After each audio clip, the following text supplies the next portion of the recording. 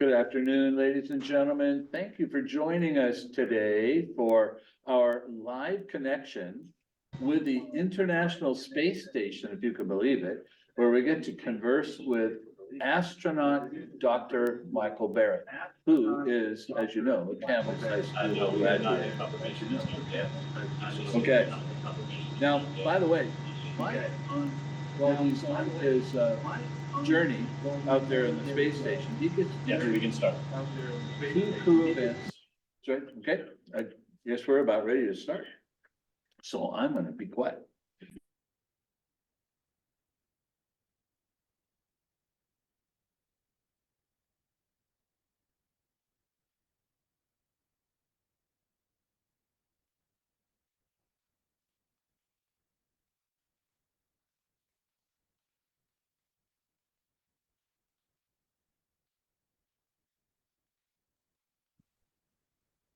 And now I understand we are ready to welcome Dr. Michael Barratt. So we'll get ready for comm check. Oh, comm check. Sorry. Yep.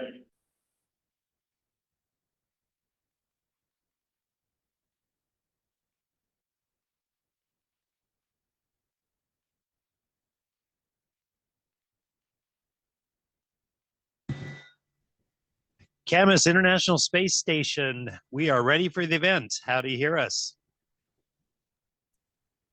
We hear you fine, Dr. Michael Barratt, and welcome. Thank you for joining us again. Oh my gosh.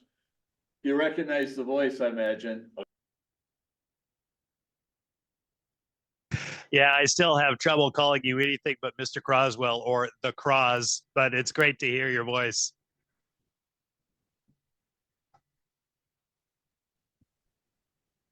Well, it's great to hear your voice as well. Thank you for joining us.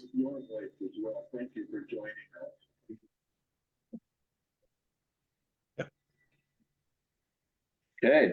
Well, You know- it's really great to be here with you guys. I wish that I could see you. I know that you can see me, but this is my 3rd time up here. I love being up here. I love being in space, and it's a great station. And I'm really psyched to talk to the school district. I'm standing by for questions, certainly, and ready to take your prompts, Mr. Croswell, as I did the first year you were teaching. That's about right. Yeah, I know. It's a little bit of, it was a while ago. All right. Now, you know what? We're going to start right off with a question, if we may. With me, sitting with me right now is Miles, who is a 2nd grade student at Camas Lake Elementary. Miles, your question. How do you use light to grow plants in space? How do you use light to grow plants in space? Boy, do I have memories of that school. That's a great question. You know, we're not actually growing plants right now, but we have and we will. And without gravity, plants kind of use the light to orient themselves as they grow. And plants like kind of reddish and bluish light. So the lights we use kind of look a weird pink. And the plants themselves reflect green, which is why they're green. But we use that strange color because it makes the plants grow the most efficiently. And one day we certainly hope to be growing food crops in space. So that's a great question. Well, thank you very much for that answer. And that's one of the things in physics we talk about is how it reflects the green, doesn't use it. But we've got another question, number 2, and this is Raksha, and she is a 3rd grade student at Prune Hill Elementary. How did the solar eclipse look from space? How did the solar eclipse look from space? Yeah, the solar eclipse was pretty amazing from up here. We were looking mostly at the Earth rather than at the sun. And the most amazing thing you can see from our vantage point from low Earth orbit is the shadow of that eclipse sun moving across the Earth. And it looks like a black hole, almost this great big black hole moving at a really high speed. And to see that from up here was quite amazing. Now, we were moving quite a bit faster than it. So we chased it down and overtook it and flew right over it and took a lot of pictures of it. But just to see that dark shadow pass quickly over the Earth was just amazing. One of the most amazing things I've ever seen. Well, thank you for that. And I know we talked about that a little bit beforehand. You said that was on your bucket list, was to see an eclipse from space. So I'm sure glad that worked out for you to do so. Our third question is from Ariana, who is at Dorothy Fox Elementary. She's a fourth grader. Do astronauts need courage to fly in space? Do astronauts need courage to fly in space? You need a bit of courage. I would say you need a bit of fear as well. But mostly what you need is a lot of knowledge and a lot of understanding so that you know everything about the spaceship you're going to fly in, about the space environment at the station you're going to fly to. And once you know everything you possibly can and you've practiced everything you possibly can, that kind of helps you balance out where the courage and the fear have to be. So a little bit of that is important. It's what makes us human. But the main thing you need is just the knowledge of what you're doing. It's a great question. And as you pointed out, the training gets you ready for the mission. And so the need for the courage is not as great, but because you're ready to go. But that helps to give you the courage you need. Our fourth question is from Shreya, who is a fourth grader at Grass Valley Elementary. And by the way, she's wearing an NASA shirt. Okay. What is your favorite spot in the space station and why? Oh, thanks, Ray. By the way, I'm wearing a NASA shirt too. I think everybody's favorite spot is a place we call the cupola, which has 7 windows, which the way we have the station flying right now looks straight down on the Earth. And it gives us a chance to just marvel at this beautiful thing. Mostly we're working inside really hard on our experiments, but when we get a chance, we just go down to the cupola and take in the beauty of our home planet. And it kind of reminds us of why we're here and what we're trying to study about the Earth. I would say my second favorite place is probably the galley where we eat. You didn't ask. And my third favorite place is my sleeping bag. Thank you. That's an awesome answer. I can only try to imagine being in the cupola. I imagine it's just gorgeous. Question number 5 comes from Kara, who's a 5th grader at Woodburn Elementary. On the ISS, how do you know what time it is and what time zone do you use? Well, we know what time it is the same way you do. I'm wearing a watch, but we are also surrounded by computers and electronics that tell us what time it is. And that's important because we work on a schedule, a plan, just like you may change classes, some of you at a certain time. We change our jobs and our experiments. We are on what's called Greenwich Mean Time or Universal Time. And that's defined by the prime meridian in England, as some of you are probably aware. And because we're an international space station, many different countries involved, that best splits the difference between all the countries, including Japan, Russia, Canada, and many European countries. So right now, it is 8:20 in the evening, for instance. Thank you very much.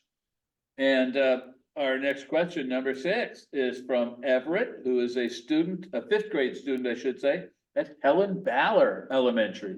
How does being in space affect your mental health? Boy, that is a great question. And, fortunately, I can answer that 2 ways.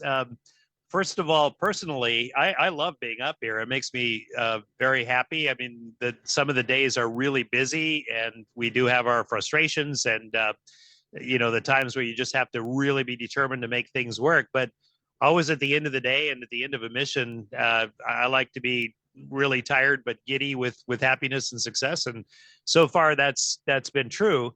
The other aspect of that is that we've actually studied that in psychology experiments among astronauts and cosmonauts, and the ways we study them show that there is a very positive mental effect of being in space for certainly for professional astronauts, and so I would say you work hard to get here, and it makes you better to be here. So it's great for mental health. Thank you. And I know that you've been working very hard on the physical effects of the body from being in space for extended periods of time. And we appreciate that work very much. Question number 7, Simone, who is a 6th grader at Odyssey Middle School. Can you get wet in space? Can you get wet in space? Yes. Sometimes we get wet at the galley table when we might spill a drink. Let's see, here comes one of my crewmates, actually. And by the way, we are a thriving laboratory. Even though it's the end of the day, people are coming and going, which is great. We can't take a shower up here because we can't really have water open in the cabin because it's 0 gravity, but we have wet wipes that we can clean ourselves with. And I just happen to have a bag of water here. We can't have open cups, but we have big drink bags with straws. And with these, you can do everything from take a drink to wash your hair if you're very careful with it. And for instance, today I took a very nice warm sponge bath and had to dry myself off. So yes, you can get wet, you can get dry, but you very much have to control the water.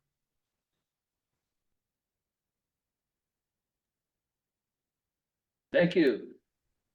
Our next question is from Bryson, and Bryson's a 6th grader at Skyridge Middle School.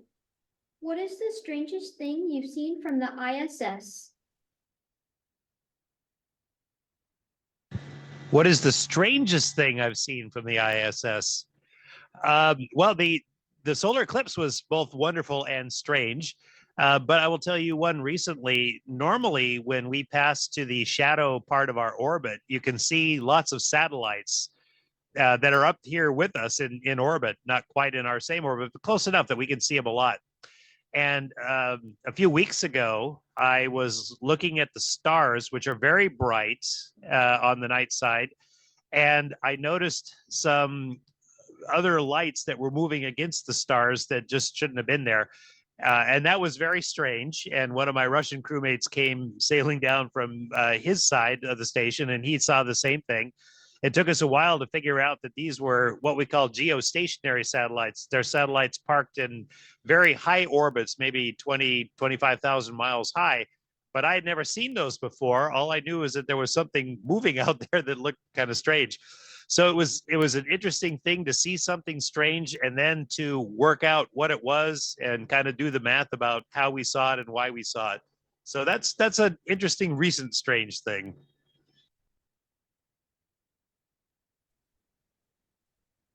All right, thank you. Thank you very much for that. Question number 9 comes from Isaac, who is a 7th grader at Liberty Middle School. Do your hands and feet swell in space? Do your hands and feet swell in space? That is a very insightful question. Actually, your feet sort of anti-swell because normally gravity keeps some of the fluid down in your feet when you're walking around or when you're upright, standing, or seated.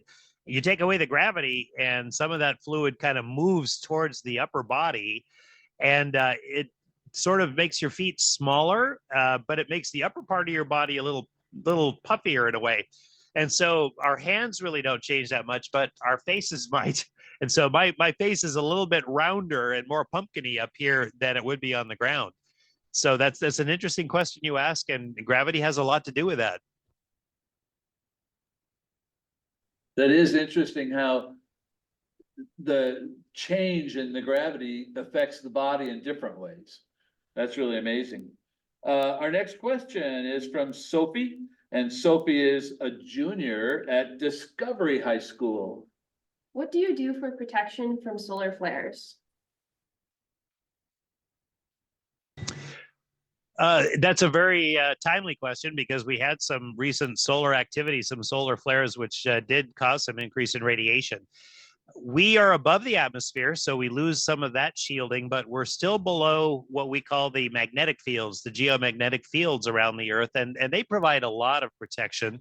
And of course, the structure of the space station itself gives us a lot of protection.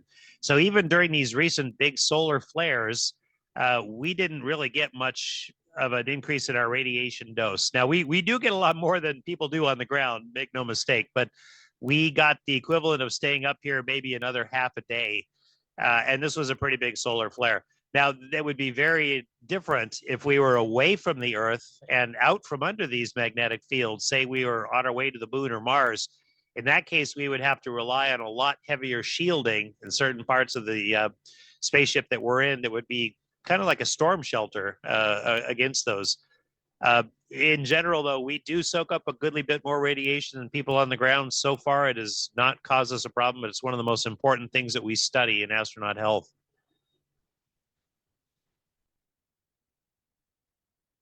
All right, thank you very much for that. Our next question is from Sage, who happens to be a senior at Hayes Freedom High School. What have you learned living on the ISS that will help with future missions to Mars? Wow, that's a simple question with a really, really big answer.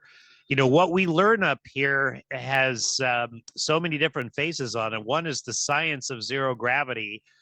Some is just how technology works in zero gravity, because you have to design everything differently. And of course, one of my passions is how we as humans adapt to zero gravity and work this way. And these are things that we really want to know before we go a long distance away from the Earth. And so to be able to test systems like our life support system, which recycles our urine and our sweat to allow us to drink again, and food systems and generators that or oxygen generators that allow us to breathe. I mean, these are things that you definitely don't want to be too far away from home to test and get really right and really reliable. But you definitely want to be in space. And so space station sort of becomes like a low Earth orbit wind tunnel where we can test everything, and everything we find out helps us to go further and to go longer. And that's, I think, the beauty of the space station. It gives us a lot of other advantages as well, studying the Earth and studying processes that can help life on Earth better. But as much as anything, and maybe more than anything, it is a stepping stone to go further and longer.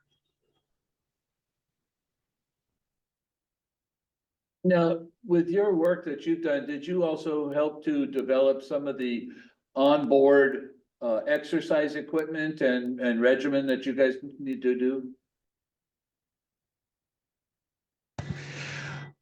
Yeah, well, we have a lot of smart people in the exercise countermeasures community out there. I was on the requirements team for one of our favorite pieces of equipment, which is the advanced resistive exercise device. And we were looking at the types of loads and exercises you would need to keep our bones and muscles in shape up here. And so that's something I've been keenly involved with and following for a long period of time. Right, also, of course, very important for long distance space travel. Our last student question is from Lachlan, and he's a 9th grader at Camas High School. Have you ever bumped into anything important while you were asleep? That's an interesting question. So, like all of us, I sleep in a sleeping bag in a small crew quarters. So the crew quarters door is shut, and I'm zipped into my sleeping bag. So a couple of strange things would have to happen for me to float out and bump into something. Having said that, there are times when the work is hard up here, and I've seen some of my crewmates actually drift to sleep, not in their sleeping bags, and just kind of working in the modules. And when you think about it, when you're down in 1G, sometimes you nod like this, and gravity pulls your head down, and you kind of catch yourself and keep yourself awake that way. Well, gravity doesn't pull your head down up here. If you start to get sleepy, you might just drift to sleep, which I've seen people do, and then they will just sleep and drift until they bump into something. Now, they're not going to bump into something very fast at all, so we've never hurt anything that way. But I have, at least on 2 occasions, ushered people into their sleeping bags who were asleep in the module and zipped them in there. So the bigger possibility is if we're trying to fly past each other at a brisk clip in here and we miscalculate a little bit, we might bump into something. but we're very wary of bumping into things that might be expensive. And truth be told, everything up here is expensive. Yeah, indeed, I bet that's true. Now, we have an honored guest with us today that I think you'll know. I'm gonna let her introduce herself. Hi, Mike. It's Gail Welsh. Brings back great memories, sixth grade. I know, it's been a while. And this is the question I need to ask you. Where do you go to the bathroom in space?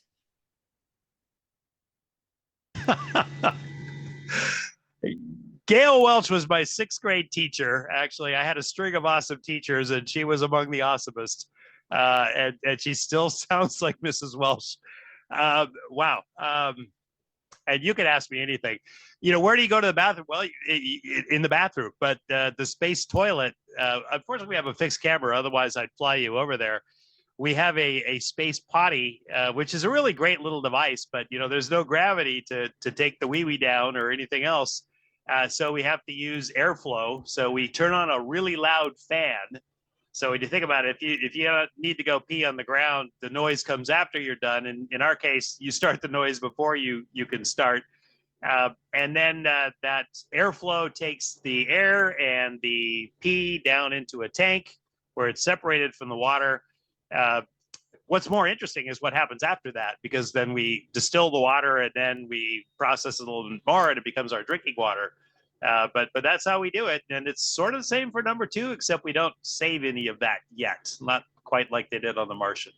But zero gravity toilets, they're not trivial bits of engineering. When they work, they're great. When they fail, it can be a bad day for everybody. So fortunately, we have a few of those. It is so good to hear your voice, Mrs. Welsh, Gail. I know you're having trouble calling her Gail too. I got that. But when you were describing the distilling the urine and drinking it, the kids over here are all kind of like on, ew. So, well, we have another extinguished guest. And this is, I'm gonna let him introduce himself. Dr. Barratt, this is Steve Hogan, Mayor of Camas. It's great to see you. I have a question I was given. We're in the building in which you went to middle school. And if someone had told you while you were in middle school that you were going to become an astronaut, would you have believed them?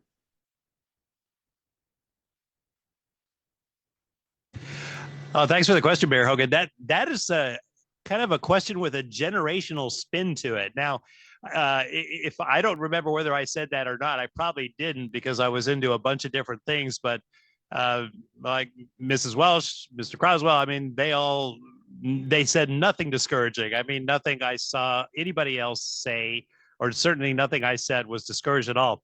But the interesting answer to that is very different now than it would have been then. The opportunities to fly in space are so much greater now. Many different countries, many different enterprises, commercial enterprises, and a lot of folks besides non-professional astronauts are flying in space, and we expect professional astronauts to increase in number, both NASA and otherwise. So I think right now, from a middle school student standpoint, it's said, yeah, that's a career choice. So if a middle school student were to tell me that now, I'd say, okay, I'll help you and give you a little bit of direction, but there's plenty of resources out here and plenty of books to read, and go make it happen. Thank you for that very much, Mike. That's actually all the questions that we had for you, and we're gonna wind down here pretty soon. Oh, I'm sorry, we have one more? Yeah, last. Okay, we do have one more. All Hey, right. Mike, this is Gary Abrahamson. Nice to see you. Yeah. What recent? This is an scientific- unbelievable blast from the past. I know. Sorry, Gary, go ahead. Some great years come out, I know. What recent scientific discoveries made in space have the most implications for those on Earth?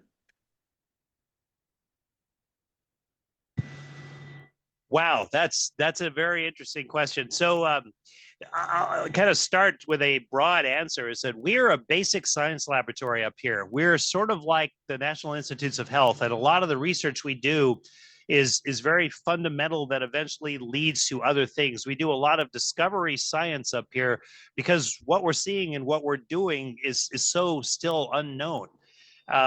And a lot of what we do that has practical aspects like combustion research that helps you figure out the most efficient way to burn fuels, and even a few fractions of a percent or more can make things a lot more efficient.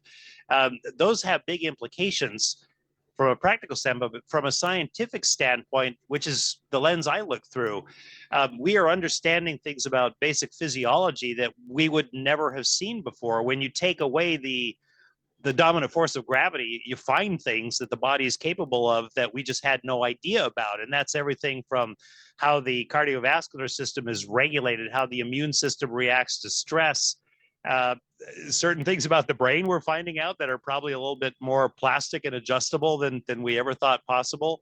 Certain things about, well, sodium storage, that's a big thing to me. To me, these things are absolutely amazing. If you tell the average person, they'll get kind of glassy-eyed, which probably half of the school district is now. But it's these basic science discoveries that can then cascade into practical understandings and applications. And those have a lag time of years, really. Right now, one of the most exciting things that we're accelerating is really biopharmaceuticals and tissue cultures and understanding metagenomics, what your microbiome is like, how much of that is gravity dependent. So those are the things to me that are the most exciting, because it's almost like you're developing a huge database which you can mine for a long time and use for practical applications. Good to hear your voice, Gary. Oh, thank you. Yeah, it's Mike, it's been an honor for us to have you, to interact with you, to answer the questions that these students have posed. You, of course, may be inspiring somebody to become an astronaut. Is there something you can tell us really quickly here? I know we may be losing our feed here pretty soon, but so I want to get the thank you out of the way right away. But if you don't mind, maybe telling us a little bit about how to become an astronaut, or anything that you'd like to finish with, that would be fantastic. Well, sure. I was going to ask who else you got down there that I haven't heard from for a long time. You know, what was true in the Apollo era was true when I was looking to be an astronaut, which is you find something that you love and get really good at it, something that's useful to the space program. You know, for me, that was medicine, but I also had interests in basic physiology and ocean science and astronomy, and NASA puts all that together into one place just magnificently. And there were more opportunities than there were certainly in the 60s when I was applying to be an astronaut in the late 90s, and I was chosen in 2000. And that is still true now, almost 25 years later, except with that additional, almost generational advance, the opportunities have expanded quite a lot. And so anybody who really loves this stuff can start exploring different niches of space flight, different countries, different commercial entities, different academic entities. And it's not just about the professional NASA astronaut who's trying to do cutting edge research anymore. It's about colonizing and commercializing low Earth orbit and really using space in a way that benefits us all in a much broader aspect. And so those things are still true. Find something that's useful to the space program that you really love. You can't get good at anything unless you really love it with a passion. Get to know the community. There's more information out there available than ever before. And keep in touch with us. Ask questions. There's a lot more people to ask questions now than there was when I was just developing my interest. So go out there, seek, find, be determined. You don't have to be a genius. My mother would tell you that very quickly. It's determination, hard work, and dedication to something that's useful to spaceflight that will get you here.